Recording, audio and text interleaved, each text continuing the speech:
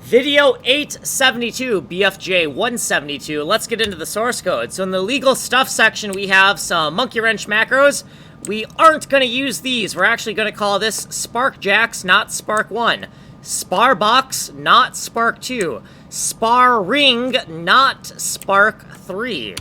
Within const macros by system, within the rule bomb constants, we have different constants for the spark pin settings. So in general, the time settings are going to be 3 ticks, 30 ticks, 2 ticks, and 1 tick for hazard time, lay a bomb time, sensor time, and warn time for all 3 spark pins. And we're going to have a shorthand version of these constants here because of column space concerns. Scrolling down, spark 1 settings, the SparJax. Right, we're going to copy these constants here for the ticker time, and SparkJax explodes 1 in each direction.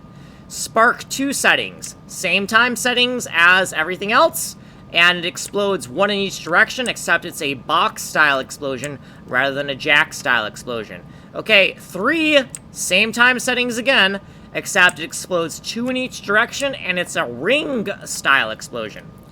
Then in our data by system, in the rule bomb data, all of our lookup tables needed to be 32 bits, not 8 bits because of the laser boxes. Okay, so V16 to how far left it explodes, here's our SparJax constants. V16 to how far to the right we explode, here's our SparJax constants. V16 to how far upward we explode, here's our SparJax constants, right? V16 to how far downward we explode, and here's our SparJax constants, right? So you notice that these are all now arrays of U32s, const arrays of U32, rather than 8 bits, because the laser boxes need to extend further than 255 tiles. What we did previously, and our footnotes for this video.